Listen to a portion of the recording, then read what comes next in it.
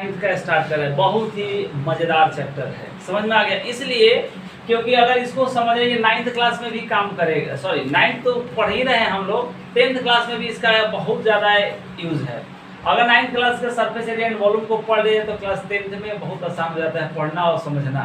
वैसे 8th class में भी बहुत सारे ये पढ़ना था सिलेंडर के बारे में, क्यूब, क्यूबॉइड, 2-3 चीज़ यहाँ पे नया मिलेगा। एक मिलेगा हमें स्फीयर के बारे में, क्लास 8 में किसी सिलेबस में स्फीयर के बारे में नहीं पढ़ना था, लेकिन 9th क्लास में स्फीयर एक जुड़ेगा, स्फीयर और हेमी स्फीयर। तो पहला हम लोग स्टार्ट करेंगे क्यूबॉइड से, यहीं से शुरू किया जाए। तो पहला हेडिंग बना लो क्यूबॉइड। अब क्यूबॉइड के कुछ बेसिक प्रॉपर्टी को समझा जाए कि क्यूबॉइड में देखो मेन फॉर्मूला हमें याद रखना है कि 3 फॉर्मूला को याद रखेंगे। यही एक क्यूबॉइड है, इसका फिगर देखो यहाँ पे थोड़ा सा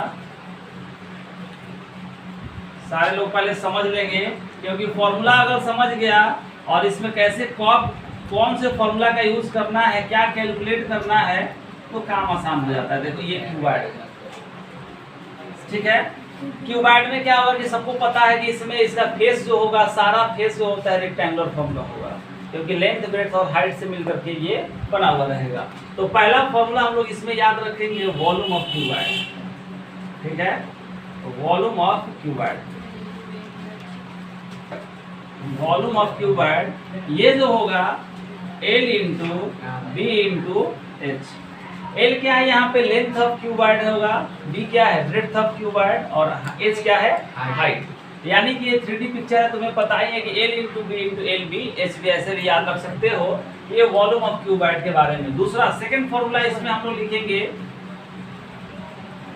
CSA ऑफ क्यूबॉइड, या इसको लिख सकते हैं हम लोग TSA। पहला लिखो TSA ऑफ क्यूबॉइड। TSA का मतलब हो गया कि देखो T का मतलब टोटल, S का मतलब सरफेस, और A का मतलब क्या हो जाएगा, एरिया। तो total surface area of cuboid जो होगा, इसका फॉर्मूला होगा 2 इंटू में LB प्लस क्या हो जाएगा, BH, और प्लस में LH। इसको लिख लो। थर्ड फॉर्मूला जो होगा यहाँ पे, तीसरा नंबर फॉर्मूला CSA, जिसको L से भी lateral surface area, lateral surface area की बात की जाए तो ये फॉर्मूला होता है 2 इंटू में L प्लस B आई इंटू में H। जहाँ भी L का यूज कर रहे हैं ये लेंथ ऑफ क्यूबॉइड होगा, जहाँ भी B दिखेगा फॉर्मूला में वो ब्रेड्थ ऑफ क्यूबॉइड होगा, और S जहाँ दिखेगा वो क्या होगा, हाइट ऑफ क्यूबॉइड होगा। इन तीनों फॉर्मूला को लिखो। एक लास्ट फॉर्मूला हम लोग का बचता है diagonal of cuboid. Diagonal of cuboid ये इस पे क्वेश्चन सीधे एग्जाम में पूछ दिया जाएगा। Diagonal of cuboid, diagonal of cuboid क्या होगा, अंडर रूट में L square plus B square और प्लस H स्क्वायर। ये 4 फॉर्मूला है। 4 फॉर्मूला पे हम लोग बहुत सारे क्वेश्चन को देखेंगे, क्वेश्चन बहुत सारा चीज़ सीखेंगे, लेकिन ये 4 फॉर्मूला जो है बेसिक फॉर्मूला है। अगर क्यूबॉइड को समझना है, इसके प्रॉब्लम को सॉल्व करना है, ये चारों फॉर्मूला हमेशा हमको याद चाहिए। अगर याद नहीं रहेगा तो फिर इस पर न्यूमेरिकल प्रॉब्लम बनाने का उम्मीद छोड़ दो, तुमसे बनेगा भी, क्योंकि बिना फॉर्मूला का ना हमसे बनेगा, हम भी भूल जाएंगे। मान लो कि लेंथ दे दे, ब्रेड्थ दे दे और हाइट दे दे, और डायगोनल ऑफ क्यूबॉइड निकालने के लिए क्वेश्चन में डिमांड किया जा रहा है, हमको डायगोनल का फॉर्मूला ही भूल गए, तो फिर यहाँ पे बैठे रह जाओगे, क्योंकि याद ही नहीं रहेगा तो यूज़ कहाँ से करेंगे। सब कुछ दे दिया जाएगा, फॉर्मूला गायब है, काम खत्म। हम लोग एग्जाम में क्वेश्चन नहीं बनेगा, समझ में आ गया, क्योंकि इधर कैलकुलेशन करने से कोई फायदा नहीं है। फॉर्मूला रहेगा तभी कैलकुलेशन को भी करके हम लोग सॉल्व करेंगे। और दूसरा जो हम लोग यहाँ पे देख रहे हैं क्यूब के बारे में, तो क्यूब का प्रॉपर्टी बहुत सारा होगा। इसमें सारा फेस क्या होता है, इक्वल होगा, क्योंकि क्यूब का जो बेस होता है वो स्क्वायर शेप का होगा, मतलब स्क्वायर पे बना है, स्क्वायर का सारा साइड बराबर, इसलिए उसके सारे फेस क्या रहते हैं, आइडेंटिकल होते हैं क्यूब का। तो क्यूब का फॉर्मूला पहले इसका देखो, छोटा सा फिगर हम लोग यहाँ पे बना लेते हैं cube.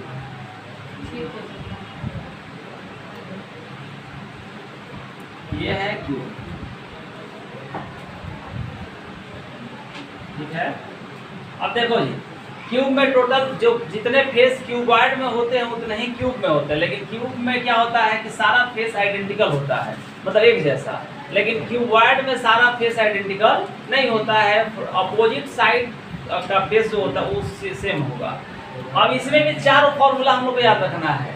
Volume of cube, lateral surface area of cube याद रखेंगे, उसके बाद में total surface area of cube याद रखेंगे और डायगोनल ऑफ क्यूब। मैक्सिमम ज़्यादा चांसेस रहता है कि जब दूसरे एग्जाम में कॉम्पिटिटिव एग्जाम में कभी बैठोगे तो वहाँ पे डायगोनल ऑफ क्यूब से क्वेश्चन पूछ दिया जाता है, क्योंकि volume, surface area, total lateral surface area सब बच्चा को याद। डायगोनल आदमी भूल जाता है कि डायगोनल ऑफ क्यूब का या क्यूबॉइड का फॉर्मूला क्या होगा।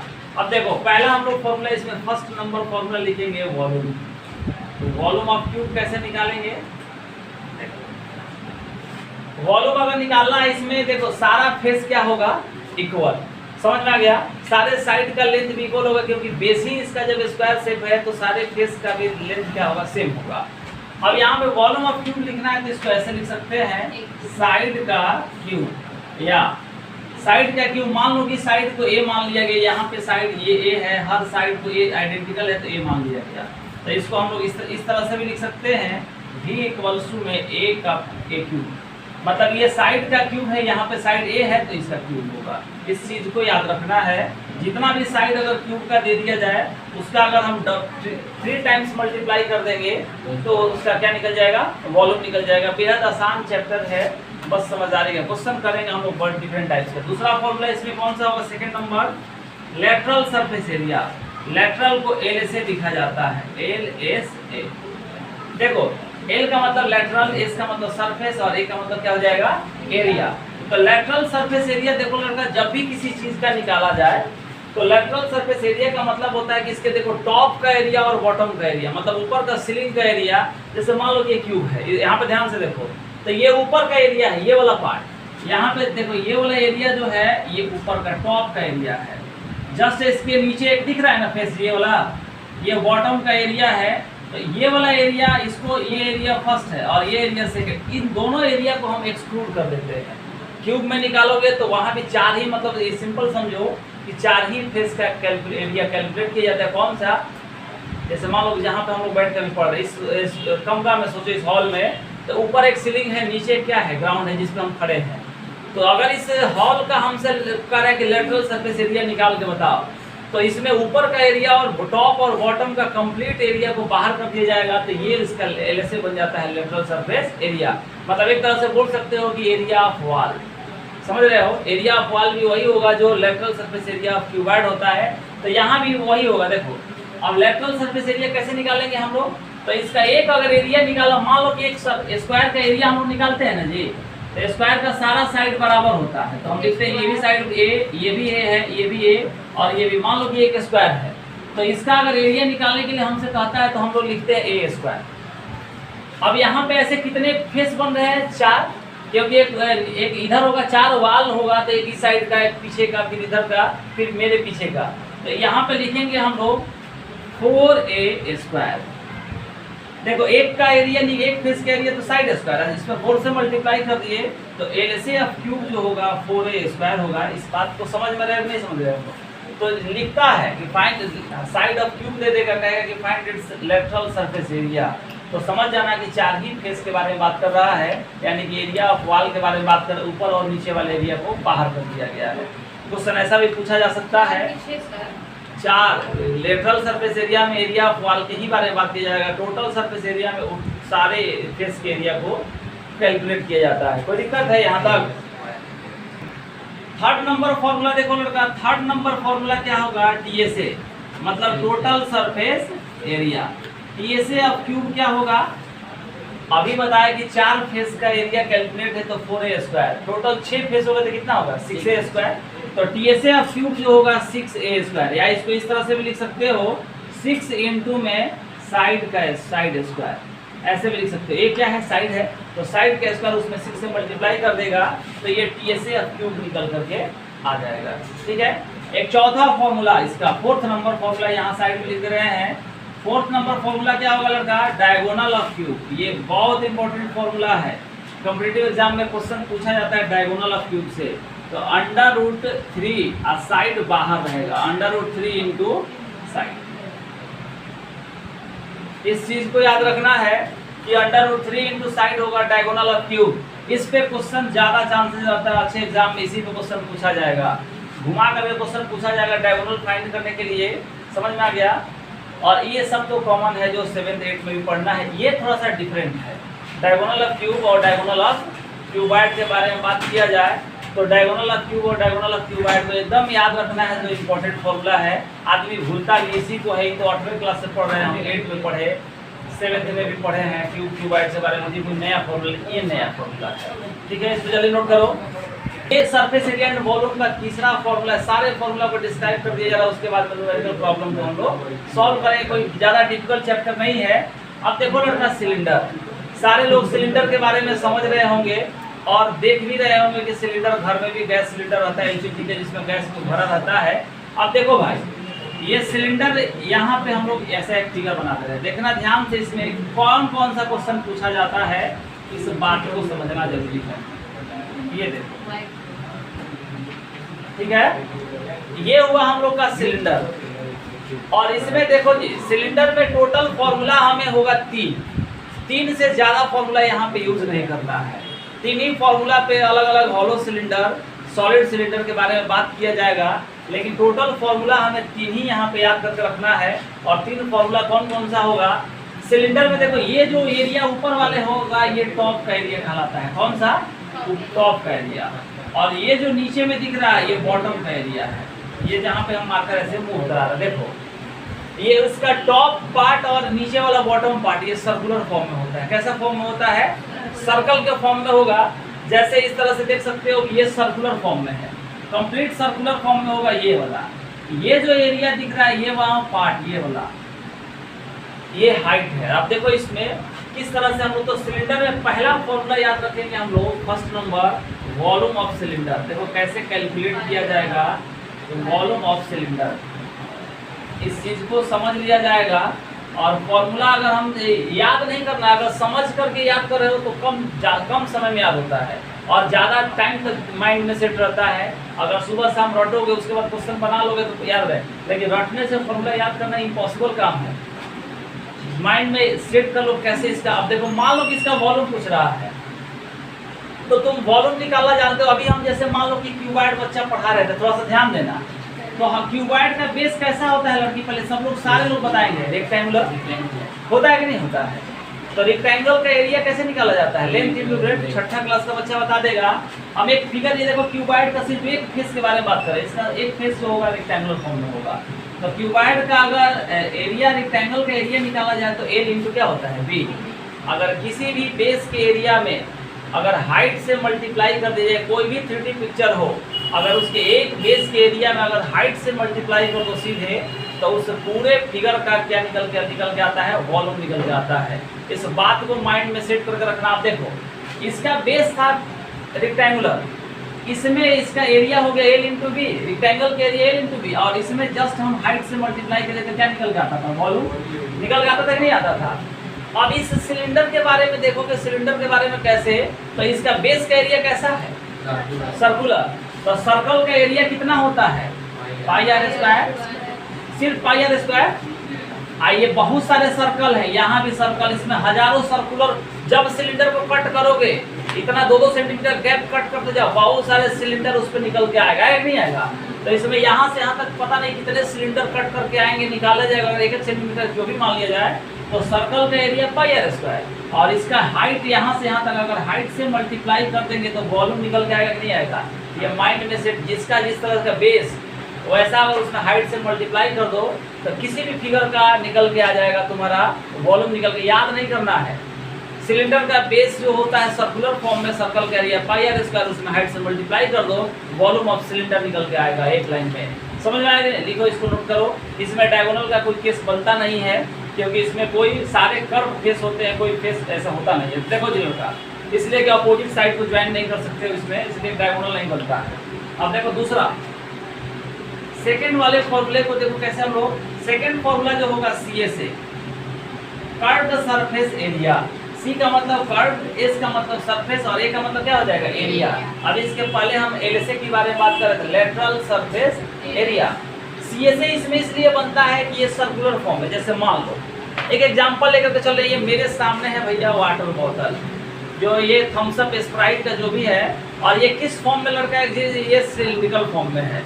कंप्लीट सिलेंडर है, ऊपर थोड़ा सा नैरो है, इसलिए इसको मान लिया जाए ये कंप्लीट यहाँ तक मानो। देखो लड़का, ये सिलेंडर, इसका देखो हर पार्ट ये जो दिया गया है ये बेंट है, इसमें कोई फेस, देखो ये सब पार्ट हर बेंट है ना जी। तो जब CSA हम निकालेंगे यानी कि जिसमें कर्व्ड सरफेस एरिया, इसलिए इसको कर्व्ड सरफेस, लेटरल नहीं बुलाता है, कर्व्ड सरफेस एरिया, इसका फॉर्मूला क्या होगा। अब एक बात देखो, अभी बताए थे कि भाई देखो यहाँ पे लड़का सर्कल का ये सर्कल है, ध्यान से देखना कैसे याद रहेगा। सर्कल का अगर सरकमफ्रेंस निकाला जाता है तो क्या लिखते हैं, 2πr। एक सर्कल का सरकमफ्रेंस निकालना है तो कितना, 2πr। इसमें बहुत सारे सर्कल है जी, बोलो है या ना। तो अगर इसके कर्व सरफेस का ये सारे एरिया निकालना, हम मान लो ये वाला पार्ट, ये देखो बहुत सारे सर्कल बन रहे हैं, हम यहाँ पे कट करके तुमको दिखा रहे हैं, बहुत सारे सर्कल बन सकते हैं। ये सर्कल सिलेंडर को कट करोगे जहाँ से देखो सर्कुलर फॉर्म में कट होकर के आएगा, रेक्टेंगल नहीं कट हो सकता है।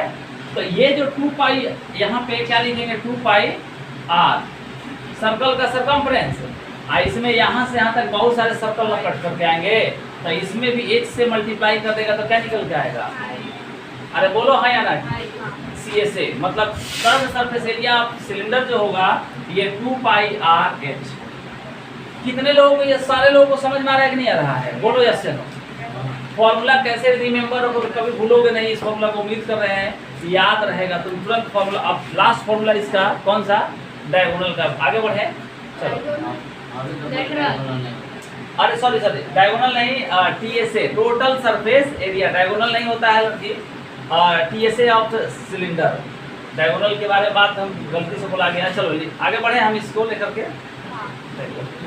अब यहाँ पे थर्ड फॉर्मूला, तीसरा जो फॉर्मूला होगा कौन सा, TSA ऑफ सिलेंडर। तीसरा TSA टोटल सरफेस एरिया। ध्यान देना लड़का, देखो जी टोटल सरफेस एरिया की बात की जाए, इसको देखो, ये फिर इस वाटर बोतल के एग्जांपल को लेके चल रहे हैं। ये जो दिख रहा है यहाँ से यहाँ तक, नीचे नहीं, ये पूरा ये बेंट पार्ट, ये वाला देखो पार्ट, ये क्या है भाई, यहाँ पे एक बार देख लो, ये वाला जहाँ पे लाइनिंग चला रहा है ना, ये वाला, ये सब कर्व्ड सरफेस एरिया है सिलेंडर का। तो अभी बताए थे कि कर्व्ड सरफेस एरिया जो होता है 2π कितना होता है, r × h प्लस दो सर्कल है, एक नीचे सर्कल है और एक क्या है ऊपर। ऐसा सिलेंडर, अरे भाई एक ऊपर सर्कुलर फॉर्म होगा ऊपर का, फिर एक नीचे होगा बेस में और एक टॉप पर होगा। तो एक सर्कल का एरिया कितना होता है, πr²। तो एक सर्कल का एरिया हम लिखेंगे πr²। ये बेस वाला इस एरिया को ले लिए, एक ऊपर में भी होगा ये सेकंड वाला फेस, जिसको ये भी πr², नीचे का बेस जैसा होगा ऊपर में भी है πr²। अब इन दोनों को कैलकुलेट कर लिया जाए, टोटल सरफेस एरिया ये हो जाएगा लड़का 2πrh, और प्लस में इन दोनों को जोड़ देंगे तो कितना आ जाएगा भाई, 2πr²। यहाँ से एक ऐसे फॉर्मूला लिख दिया जाता है, लेकिन बेसिक फॉर्मूला ये है, बुक में क्या किया जाता है कि ऐसे 2πr को कॉमन ले लेगा तो बच जाएगा लड़का r + h। दोनों में कोई फॉर्मूला, लेकिन ये जो है यहाँ से ये बेसिक फॉर्मूला है, इसको याद रखना। याद क्या रखना है, समझ जाओगे तो याद है, इसी से इसको कैलकुलेट करके ला दिया गया है, कॉमन निकाल लिया गया है, क्योंकि 2πr जब कॉमन निकला तो r + h बच गया है।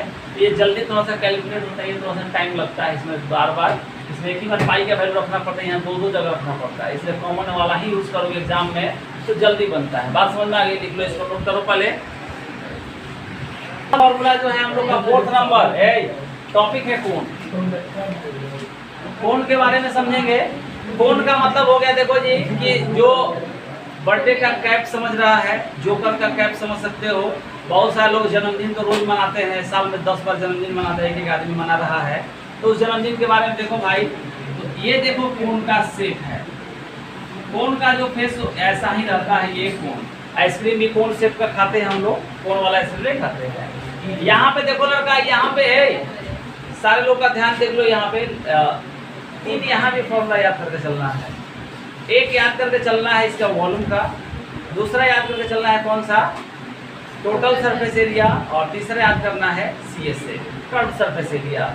देखो जी, इसमें पहला फॉर्मूला जो होगा वो, अब देखो ये इसका बेस जो होता है, एक ही इसमें बेस जो होगा सर्कुलर फॉर्म में होगा। ये पूरा तुम्हें यहाँ से देखो ये वाला पार्ट, और यहाँ से हम इसको ज्वाइन कर दीजिए। इसमें थोड़ा सा लिख लो कि 2 तरह का हाइट होगा। देखो ये जो होता है रेडियस, ये वो हो गया, तो इसको हम रेडियस मानते हैं, R से लिखेंगे। ये रेडियस ऑफ कोण होगा, ये वाला पार्ट, ये जो होता है ये एक्चुअल हाइट होता है, इसको h से लिखते हैं, ये हाइट ऑफ कोन होगा। यहाँ पे ये वाला जो पार्ट दिख रहा है इसको हम लोग L लिखते हैं L से, और ये है हम लोग का स्लैंट हाइट। क्या है? स्लैंट हाइट, जिसको बोलते हैं यहाँ पे लिख सकते हो स्लैंट हाइट L। समझ रहे? यहाँ पे तीन चीज को समझना है। ये रेडियस ऑफ कोन है, समझ आ गया? अगर डायमीटर दे रहा है तो इसको 2 से डिवाइड कर दो तो r का वैल्यू निकल जाएगा। ये है एक्चुअल हाइट जो सीधा एकदम स्ट्रेट है, इसको s से लिखते हैं। यह है स्लैंट हाइट, जिसको हिंदी में तिरछी ऊंचाई ऐसे टेढ़ा करके यहाँ से यहाँ तक बनता है, तो इसको हम लोग L से लिखते हैं और इसका नेम है स्लैंट हाइट। बोलो यस या नो? तो पहला फॉर्मूला लिखेंगे वॉल्यूम। वॉल्यूम कैसे कैलकुलेट किया जाए भाई इसका? तो वॉल्यूम ऑफ कोन जो होता है फॉर्मूला 1 बाई में कितना हो जाएगा? 3 पाई r square into h। Volume of cone जो होगा ये वाला रट के रखना है यार एकदम। क्या रखेंगे? 1/3 पाई r square into h। Second formula जो होगा इसका कोन का यही शेप होगा, सब जो इसमें इंडिकेट देखो लड़का है। सेकेंड वाला होगा curved surface area. Curved surface area क्या होगा? पाई r और l। पाई r l। l क्या है भाई यहाँ पे? Slant height of cone. r क्या है? रेडियस ऑफ कोन होगा, और या radius of base of cone बोल सकते हैं। पाई जो होगा कांस्टेंट, इसका मतलब तुम्हें पता ही है। क्वेश्चन में अगर नहीं दिया है वैल्यू तो 22/7 रखो। अगर दे दिया कि 3.14 या इसी वैल्यू का यूज करो तो क्वेश्चन के ऊपर डिपेंड कर रहा है। तो पाई का वैल्यू सबको पता है, पाई आर एल। यहाँ पे फिर एक बार लिख दे रहे हैं, एल जो है इसको स्लैंट हाइट बोलते हैं। लिख दे रहे हैं ताकि कोई कंफ्यूजन ना हो, और ऐसे फिगर ड्रॉ कर लो, स्लैंट हाइट ऑफ कोन। समझ आ गया? अब तीसरा फॉर्मूला जो बोला था इसका, third formula TSA, total surface area of cone. Total surface area of cone क्या होगा? देखो जी, ये CSA ऑफ कोन है पाई आर एल, मतलब ये वाला एरिया, इस एरिया के बारे में बात कर रहे हैं। देखो जो राउंड किए हैं ये वाला area, curved sir bent part का एरिया। तो TSA निकालना होगा तो curved surface area, curved surface area plus में बेस का एरिया, मतलब ये यहाँ पे लिख सकते हैं बेस एरिया। क्या लिखेंगे हम? Base area. अब इसको थोड़ा सा ऐसे लिखा जाए, TSA ऑफ कोन, तो कर्व्ड सरफेस एरिया जो होगा पाई आर एल, और प्लस में बेस का एरिया कितना होगा? पाई आर स्क्वायर। ये पाई आर स्क्वायर होगा। इस बात को यहाँ से पाई आर को अगर ज़्यादा करोगे तो कॉमन निकाल सकते हो, तो बच जाएगा आर प्लस एल। ये वेरी वेरी इंपॉर्टेंट ये फॉर्मूला है, समझ रहे हैं? 3 फॉर्मूला याद रखोगे एकदम। कौन से कोई अब एक और चीज़ थोड़ा सा बता दे, जल्दी नोट करो ये लड़का, बात मत करना, लिखो ना, लिखो, काम की बात करो। फिर लिखो यहाँ पे,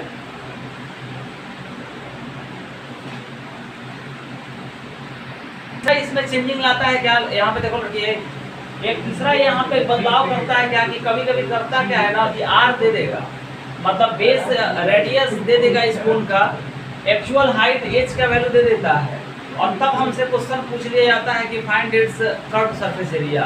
तो कर्व्ड सरफेस एरिया का फॉर्मूला क्या होता है? पाई आर एल। अगर मान लो कि रेडियस दे दिया जाए बेस का, एक्चुअल हाइट h का वैल्यू दे दिया जाए, और हमसे उस केस में तो l गायब है ना, l दिया नहीं गया है। तो क्वेश्चन में करता क्या है कि तब हमसे क्वेश्चन में पूछ लेगा, रेडियस दे करके और हाइट दे करके पूछ लेता है कि इसका कर्व्ड सरफेस एरिया फाइंड करके बताओ। तो हमें l चाहिए, मतलब स्लैंट हाइट चाहिए, कर्व्ड सरफेस एरिया निकालेंगे, ये रहता नहीं है। तो हम लोग एक पाइथागोरस थ्योरम का राइट एंगल ट्रायंगल में पता है कि ये एक राइट एंगल ट्रायंगल देखो इस तरह से बनता है। यहाँ पे हम समझा दे रहे हैं कैसे निकालेंगे उस केस में जब हमें एल का जरूरत हो। चाहे कभी कभी करता क्या कि एल का वैल्यू दे देगा, आर दे देगा, और एच निकालने के लिए कह देगा, क्योंकि कहेगा कि वॉल्यूम ऑफ कोन फाइंड करके बताओ। तो वॉल्यूम ऑफ कोन निकालने के लिए एच चाहिए, एच गायब रहता है। तो हम लोग उस केस में ऐसे कंडीशन यूज करके देखो लगा है, इस कोड में देखो कि करना क्या है। अगर मान लो कि हमें एल निकालना है, स्लैंट हाइट निकालना है, तो स्लैंट हाइट अगर निकालना है, कहीं पे क्वेश्चन में पूछ दिया गया है स्लैंट हाइट ऑफ कोन, ये निकालना है। देखो ये एक राइट एंगल ट्रायंगल बना है, यहाँ पे छोटा सा फिगर बना, देखो ये वाला, ये इस पार्ट को कट कर रहा है, ये ओ है, तो ये एक राइट एंगल ट्रायंगल बन रहा है। स्लैंट हाइट के बारे में बात कर रहा है कि स्लैंट हाइट कैसे निकालेंगे, मतलब ये वाला, ये ही ना स्लैंट हाइट है एल, ये है आर, और ये कौन सा है एच। तो हम लोग जानते हैं कि ये हाइपोटेनस है, ये बेस है। अगर इसको मान लीजिए बेस, हो सकता है कि ये बेस हो जाए, ये परपेंडिकुलर हो जाए, ये बात की चीज़ है। तो अगर इसके लिए बेस मान लीजिए अभी के लिए, और ये क्या है, हाइट है, तो हम लोग अगर एल का वैल्यू निकालना है तो फॉर्मूला क्या होता है यहाँ पे, एल स्क्वायर इक्वल्स टू क्या लिख सकते हैं हम लोग, आर स्क्वायर और प्लस में क्या लिखेंगे, एच स्क्वायर। ये पाइथागोरस थ्योरम से। अगर एल का वैल्यू निकालना है तो अंडर रूट में क्या लिख सकते हैं, ए स्क्वायर हटेगा आर स्क्वायर प्लस में एच स्क्वायर। इस फॉर्मूले का यूज करो, इधर उधर दाएं बाएं करोगे तो कभी आर पूछ लिया जाएगा, कभी एच पूछ लिया जाएगा। क्वेश्चन थोड़ा सा कॉम्प्लेक्स बनाने के लिए कैलकुलेशन थोड़ा सा बढ़ जाए क्वेश्चन में, इसलिए इधर उधर कर सकता है। तो इस बात को, इसको याद रखना है कि अगर एल निकालना तो कैसे निकाल, मान लो एल गायब कर दिया, कभी एच गायब कर देगा, आर दे देगा, एल दे देगा, कहेगा कि इसका वॉल्यूम निकालो। तो वॉल्यूम निकालने के लिए हमें एच चाहिए, एच दिया नहीं रहेगा, तो फिर हम ये तरीका लगा करके हाइट इसका फाइंड करेंगे, उसके बाद वॉल्यूम निकाल देंगे। कभी एच दे दे, एल दे दे और आर गायब कर दे, और तब कह रहा है कि इसका बताओ कि कर्व सरफेस एरिया क्या होगा। क्वेश्चन बदलने के लिए बदला जा सकता है, तो पहले आर निकालो तब ना कर्व सरफेस एरिया निकालोगे, चाहे टोटल सरफेस एरिया कैलकुलेट करोगे या वॉल्यूम ऑफ कोन फाइंड करके लाओगे। ठीक है, तो आज के क्लास में सिर्फ इतना ही। नेक्स्ट क्लास में अभी और सारे थ्योरम फॉर्मूला को डिस्क्राइब किया जाएगा, और उसके बाद में हम लोग क्वेश्चन एनसीईआरटी के प्रॉब्लम को स्टार्ट करेंगे न्यू एडिशन के अकॉर्डिंग। तब तक के लिए धन्यवाद।